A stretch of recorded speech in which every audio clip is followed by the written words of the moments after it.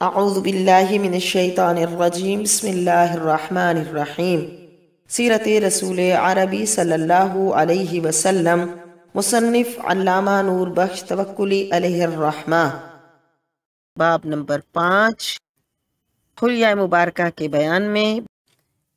اب ہم سنیں گے آپ علیہ الصلاۃ والتسلیم کی چشم مبارکہ یعنی آنکھ مبارک۔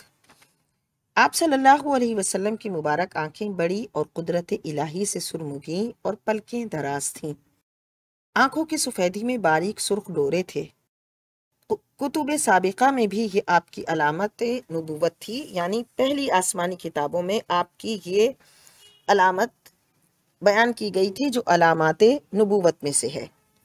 یہی وجہ تھی کہ جب آپ نے 25 سال کی عمر مبارکہ میں خطیۃ الکبریٰ رضی اللہ عنہا کی طرف سے ان کے غلام میسرہ کے ساتھ تجارت کے لیے ملک شام کا سفر کیا اور بصرہ میں نستور راہب کے عبادت خانہ کے قریب ایک درخت کے نیچے قیام فرمایا، تو اس راہب نے میسرہ سے آپ صلی اللہ علیہ وسلم کی نسبت یہ سوال کیا کہ کیا ان کی دونوں آنکھوں میں سرخی ہے؟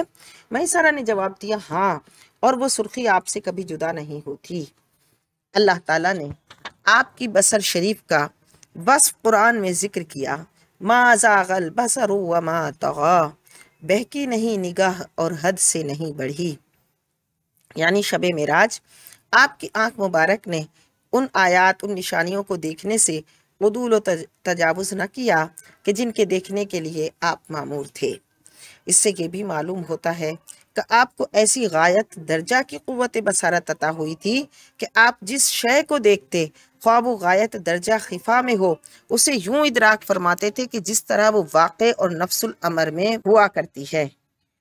امام بہقی نے بروایت ابن عباس رضی اللہ تعالیٰ عنہ نقل کیا کہ رسول اللہ صلی اللہ علیہ وسلم اندھیری رات میں روشن دن کی طرح دیکھتے تھے۔ حدیث صحیح میں آیا ہے کہ رسول اللہ صلی اللہ علیہ وسلم نے فرمایا کہ مجھ سے تمہارا رکوع اور خشوع پوشیدہ نہیں، میں تم کو اپنی پیٹھ کے پیچھے دیکھتا ہوں، جیسا کہ قرآن نے کہا الذی یراک حین تقوم وتقلبک فی الساجدین۔ اس کی تفسیر میں فرمایا کہ اللہ کے محبوب صلی اللہ علیہ وسلم نماز میں پچھلی صفوں کو یوں دیکھتے تھے جیسا کہ اپنے سامنے والوں کو۔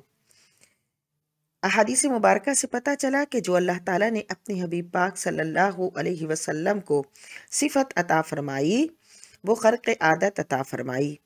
جس طرح اللہ نے آپ کے قلب شریف کو معقولات کے ادراک میں احاطہ اور وسعت بخشی تھی، اسی طرح آپ کے حواس لطیف کو محسوسات کے احساس میں توسیع عنایت فرمائی تھی۔ آپ کا فرشتوں اور شیاطین کو دیکھنا اور شب معراج کی صبح کو مکہ مشرفہ میں قریش کے آگے بیت المقدس کو دیکھ کر اس کا حال بیان فرمانا، اور مسجد نبوی کے بننے کے وقت آپ کا مدینہ منورہ سے کعبہ مشرفہ کو دیکھنا، زمین کے مشارق و مغارب کو دیکھ لینا، اور حضرت جعفر طیار رضی اللہ تعالی عنہ کو شہادت کے بعد بہشت میں فرشتوں کے ساتھ اڑتے دیکھنا، یہ تمام امور آپ کی قوت بینائی پر دلالت کرتے ہیں۔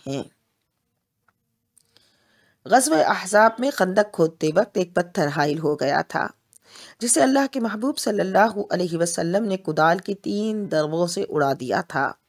پہلی ضرب پر فرمایا میں یہاں سے شام کے سرخ محلات دیکھ رہا ہوں، دوسری ضرب پر فرمایا کہ میں یہاں سے کسرا کا سفید محل دیکھ رہا ہوں، تیسری ضرب پر فرمایا کہ اس وقت میں یہاں سے ابواب صنعاء کو دیکھ رہا ہوں۔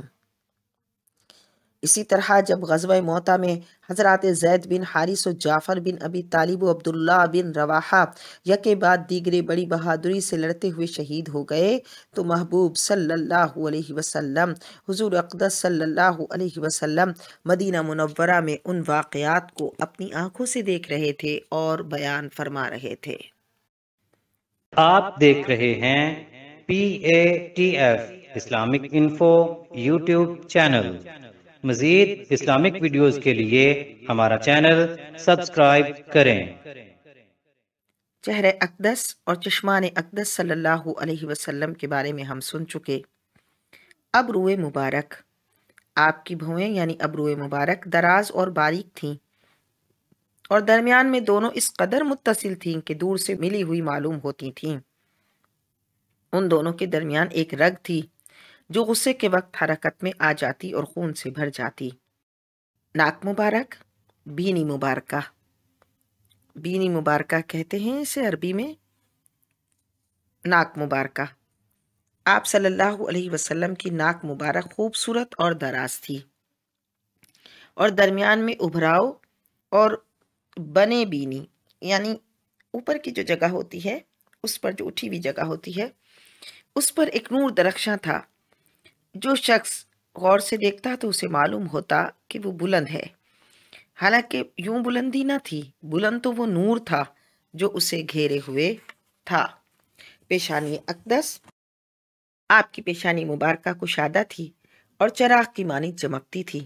چنانچہ حضرت حسان بن ثابت رضی اللہ تعالیٰ عنہ نے فرمایا، متا یبدو فی اللیل البہیم جبینہ بلجا مثلا مصباح الدجى المتوقد، جب اندھیری رات میں آپ کی پیشانی ظاہر ہوتی تو تاریکی کے روشن چراغ کی مانند چمکتی۔ وہ جبیں جس کے سر شفاعت کا صحرا رہا، اس جبین سعادت پہ لاکھوں سلام۔ گوش مبارک، آپ کے ہر دو گوش مبارک یعنی کان مبارک کامل و تام تھے۔ قوت بصر کی طرح اللہ تعالیٰ نے آپ کو قوت سمع بھی بطریق خرق عادت غایت درجے کی عطا کی تھی۔ اسی واسطے آپ صحابہ کرام رضی اللہ تعالی عنہم سے فرماتے کہ میں جو دیکھتا ہوں تم نہیں دیکھ سکتے، اور میں جو سنتا ہوں تم نہیں سن سکتے، میں تو آسمان کی آواز بھی سن لیتا ہوں۔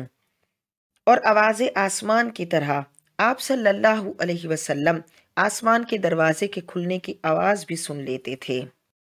چنانچہ ایک روز حضرت جبرائیل علیہ السلام خدمت اقدس میں حاضر تھے کہ ناگہاں آپ صلی اللہ علیہ وسلم نے یعنی اچانک آپ علیہ الصلاۃ والتسلیم نے اوپر کی طرف سے ایک آواز سنی۔ آپ نے سر مبارک اٹھایا تو حضرت جبریل نے عرض کیا کہ یہ آسمان کا ایک دروازہ ہے جو آج ہی کھلا ہے، اس سے پہلے کبھی نہیں کھلا۔